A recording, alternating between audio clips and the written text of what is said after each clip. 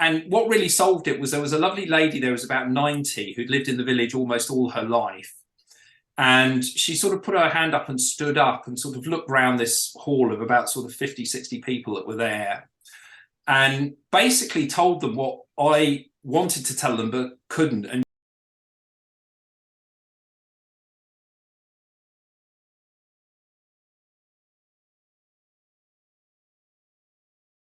we mothballed the church, really. The bishop at the time, I would go and say an evening prayer there once a month on a Friday.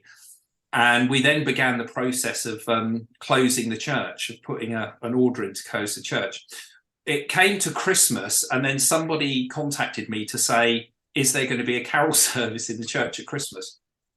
To which I responded, no, because we're closing it.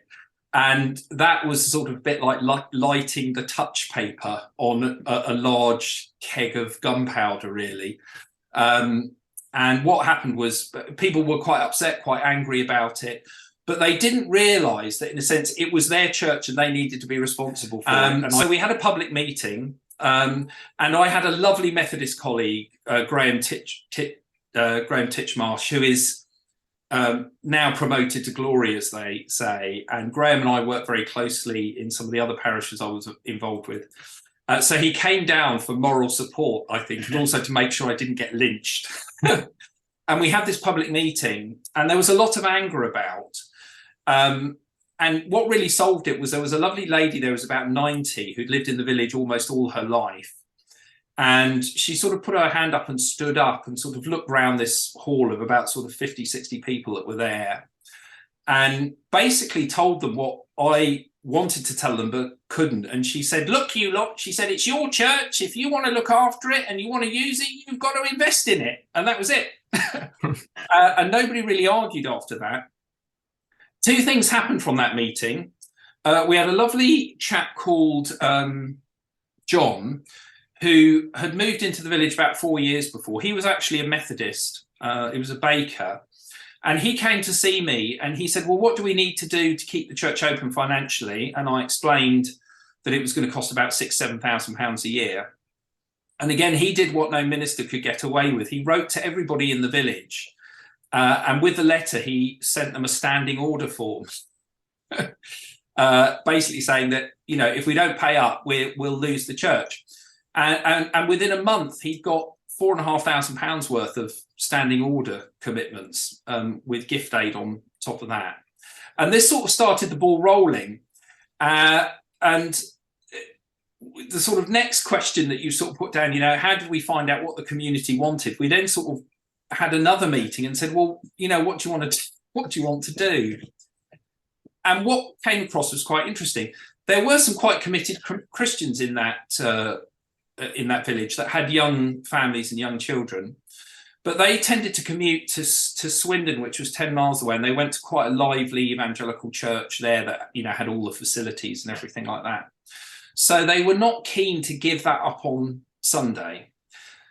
So they said to me, they said, well, does it have to happen on a Sunday? Do we have to do worship there on a Sunday? Could we not do it on a Saturday? And I said, there's no reason why we couldn't do it on a Saturday.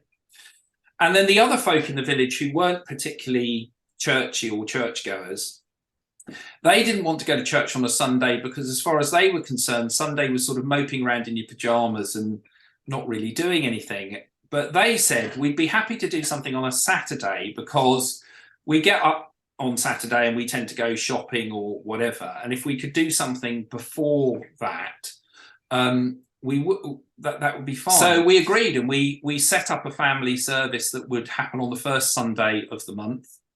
It was liturgically, I suppose you could say, it was a bit of a mix of, you know, Anglican and Methodist worship.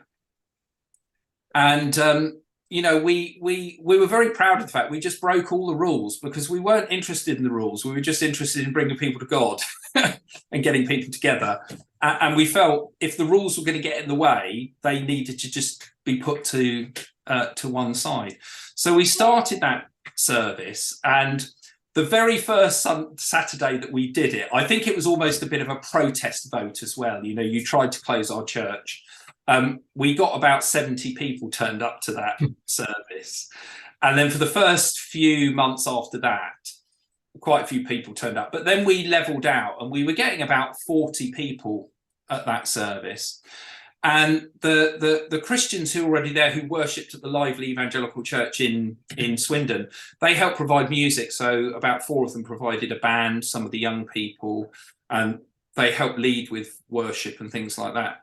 And it became not only a sort of in a sense, like a new worshipping community, it became a sort of a focus and a hub for community life as well.